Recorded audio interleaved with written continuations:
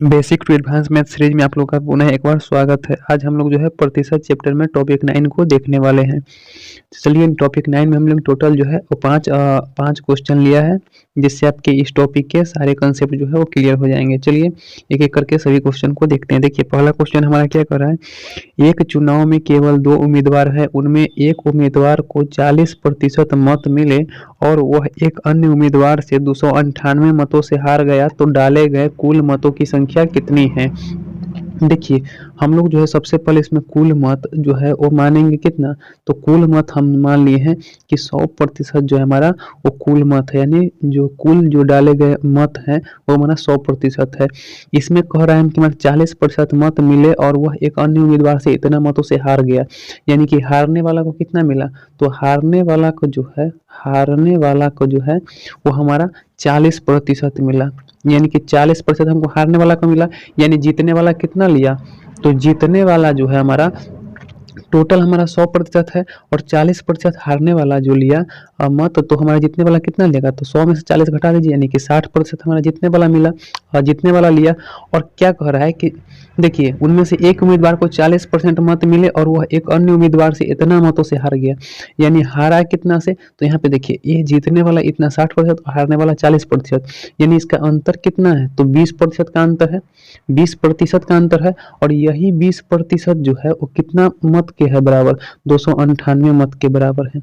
यानी 20% जो है, यानी हारने वाला और जीतने वाले के बीच का अंतर कितना है, तो 20%, और यह 20% जो है वो 298 मतों के बराबर है। ठीक है, तो अब देखिए 20% बराबर हमें क्या है, तो 298 है।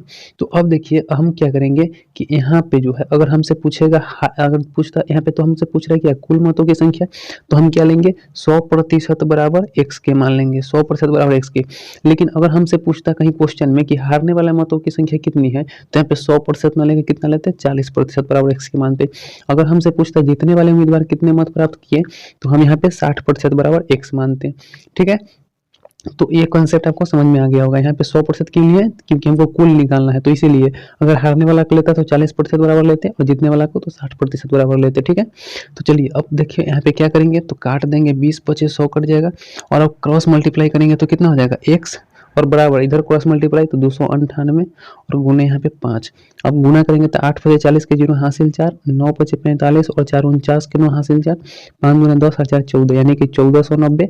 ऑप्शन नंबर हमारा क्या हो जाएगा, सी हो जाएगा। चलिए अगला क्वेश्चन देखते हैं, 2 नंबर क्वेश्चन। देखिए 2 नंबर क्वेश्चन में हमारा क्या कर रहा है, एक चुनाव में 2 उम्मीदवार थे, जीतने वाला उम्मीदवार 54% मत प्राप्त किया और 640 मतों से जीत गया, तो इस चुनाव में कुल कितने मत डाले गए। देखिए एक चुनाव में कितने उम्मीदवार थे, 2 उम्मीदवार, अब कुल मत की संख्या पूछ रहा है, तो फिर हम उसी तरीका से ऊपर जैसे बनाए हैं उसी तरीका से कुल मत हम लोग कितना मानेंगे, तो कुल मत हम 100% मानेंगे। हमारा जो कह रहा है जीतने वाला उम्मीदवार 54% मत प्राप्त करता है, यानी जीतने वाला कितना कर रहा है, तो जीतने वाला जो है हमारा 54% मत प्राप्त कर रहा है। तो हारने वाला कितना करेगा, तो हारने वाला जो है वो 100 में से 54 घटा दीजिए, यानी कि 10 में से 4 जाएगा तो 6 और 9 में से 5 जाएगा तो कितना हो जाएगा 4, यानी 46% जो है वो हारने वाला मत प्राप्त करता है। लेकिन अब यहाँ पे क्या कर रहा है कि जीतने वाला उम्मीदवार जो है 54% मत प्राप्त किया और इतना मतों से जीत गया, यानी इससे कितना मतों से जीता, तो इससे जो है वो यहाँ पे 640 मतों से जीता, लेकिन यहाँ पे प्रतिशत में कितने मतों से जीत रहा है, तो 46 और यहाँ पे कितना जाएगा 450, यानी 8% मतों से जीत रहा है। यानी यही 8% मत जो है हमारा वो कितने मतों के बराबर है, तो 640 मतों के बराबर है। तो हमारा कह रहा है कुल कितने मत डाले गए, तो कुल मत हमने कितने माना था, तो 100, तो 100% बराबर निकाल दीजिए, तो 100% बराबर x के मान लेते हैं। अगर हमने क्या बताया कि अगर जीतने वाला का पूछता तो यहाँ पे 54% बराबर निकालते हैं, अगर हारने वाला मत पूछता तो हमको 46% बराबर x के मानते हैं। अब देखिए क्या करेंगे, तो 8 से काटेंगे तो 8 8 64, यहाँ पे आप क्रॉस मल्टीप्लाई करेंगे तो यहाँ पे क्या हो जाएगा x, और इधर 100 है गुना हो जाएगा तो 80 में, तो हमारा कितना हो जाएगा 8000 के बराबर हो जाएगा, यानी ऑप्शन नंबर हमारा क्या हो जाएगा डी। चलिए अगला क्वेश्चन देखते हैं, 3 नंबर क्वेश्चन। देखिए 3 नंबर क्वेश्चन में हमारा क्या कह रहा है, 2 उम्मीदवारों के बीच चुनाव हुए, चुनाव में डाले गए कुल मतों के 35% मत प्राप्त करने कर एक उम्मीदवार 15,000 मतों से हार गया, तो कुल डाले गए मत कितना है, यानी कुल मत हम कितना मान लेते हैं, तो कुल मत हम कितना माने 100%। ठीक है, कुल मत हमारा 100%।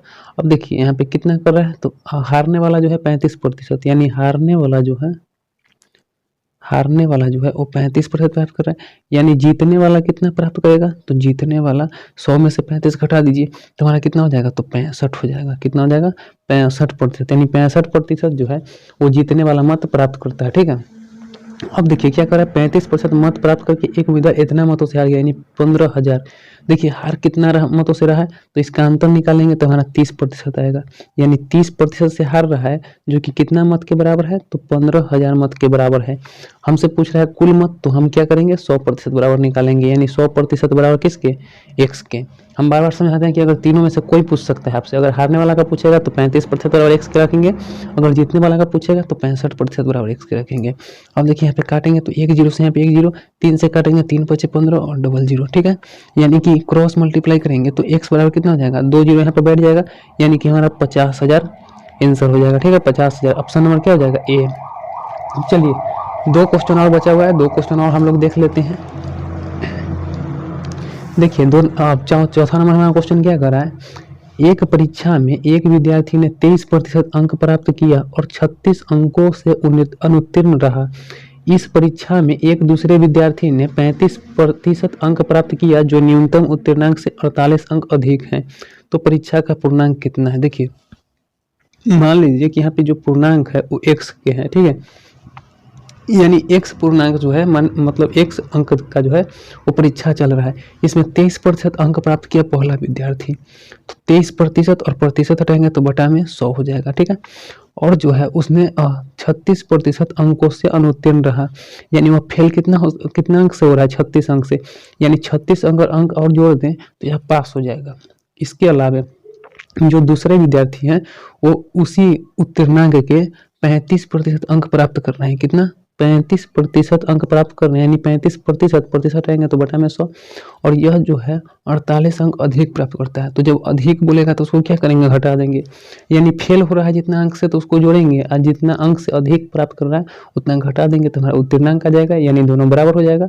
अब देखिए अब हम क्या करेंगे, तो यहाँ पे माइनस में है तो इधर ले आइए तो प्लस में हो जाएगा, यानी 36 इधर माइनस में तो इधर आएगा तो प्लस में 48 बराबर, इधर देखिए 35x है, अब बटा यहाँ पे 35x बटा यहाँ पे 100। अभी देखिए प्लस में तो उधर जाएगा तो माइनस में, यानी -23x बटा यहाँ पे 100। अब देखिए इसको जोड़ेंगे तो 8 6 कितना हो जाएगा, 14 के 4 हासिल 1, 4 3 7 1 8, यानी 84। अब बराबर यहाँ पे 35 में से यहाँ पे देखिए 100 है तो हासिल अगर एलसीएम लेंगे तो हमारा 100 ही रहेगा, यानी 35 में से 23 घट जाएगा तो कितना हो जाएगा, 7 5 12, यानी 12x बटा कितना हो जाएगा 100, 12 7 84, यानी कि x बराबर इधर 100 है भाग में तो इधर जाएगा तो गुना में, यानी कि 700 हमारा आंसर हो जाएगा, ऑप्शन नंबर सी। चलिए इस टाइप का जो है हम लोग आखिरी क्वेश्चन 5वां नंबर क्वेश्चन देख लेते हैं। देखिए इस क्वेश्चन में हमें क्या करें, एक परीक्षा में राम ने 28% अंक प्राप्त किया तथा 14 अंकों से अनुत्तीर्ण हो गया। इसी परीक्षा में उसकी बहन ने 32% अंक प्राप्त किया जो न्यूनतम उत्तीर्णांक से 18 अंक अधिक है।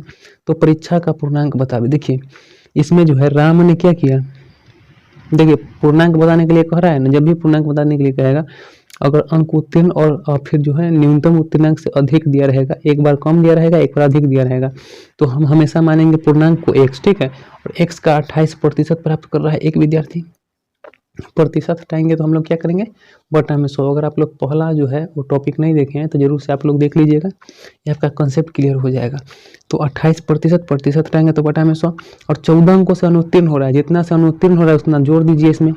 और इसमें कह रहा है उसकी बहन, यानी उतना ही पूर्णांक का उसकी बहन जो है एग्जाम देती है जो 32% अंक प्राप्त करती है, यानी 32 और प्रतिशत हटाएंगे तो बटा में 100, और उसकी बहन जो है वो न्यूनतम उत्तीर्णांक से 18 अंक अधिक प्राप्त करती है, यानी अधिक प्राप्त करेगा तो उसको घटा देंगे।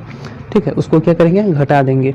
अब घटा दिए यहाँ पे 18। अब देखिए इसको क्या करेंगे, इधर माइनस में तो इधर आएगा तो क्या हो जाएगा प्लस में, यानी 14, इधर आएगा तो प्लस में 18, और बराबर यहाँ पे क्या हो जाएगा 32x बटा 100, और इधर ही प्लस में है तो इधर आएगा तो माइनस में 28x और बटा यहाँ पे कितना 100।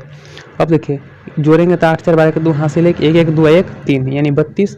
और इसके अलावा यहाँ पे अगर देखिए एलसीएम ले लेंगे अब हमारा, तो एलसीएम लेंगे तो कितना हो जाएगा 100, यानी कि 32x और माइनस यहाँ पे कितना 28x। अब देखिए यहाँ पे इसको घटाएंगे तो 32 में से 28 जाएगा तो कितना 4x और बटा यहाँ पे 100। अब काटेंगे तो कितना हो जाएगा, 4 से काटेंगे तो 8 चक 32, यानी कि x बराबर कितना हो जाएगा, x बराबर जो है हमारा वो यहाँ पे 100 है, भाग में इधर आएगा तो गुना में, तो 8 गुने 100 कितना हो जाएगा 800, यानी x बराबर हमारा कितना हो जाएगा 800 हमारा आंसर हो जाएगा। ऑप्शन नंबर क्या हो जाएगा डी। तो उम्मीद है कि आपको एक कंसेप्ट समझ में आ गया होगा और टॉपिक 9 आपको अच्छे तरीके से समझ में आ गया होगा। अगर कोई भी दिक्कत होती है तो आप लोग कमेंट बॉक्स खुला हुआ है, कमेंट बॉक्स में आप लोग अपना कमेंट जरूर दीजिएगा, और जिससे हमें पता चले कि आप लोग को समझ में आ रहा है या नहीं। ठीक है, तो मिलते हैं एक नई वीडियो में, तब तक के लिए बाय बाय। धन्यवाद आप सभी का वीडियो देखने के लिए।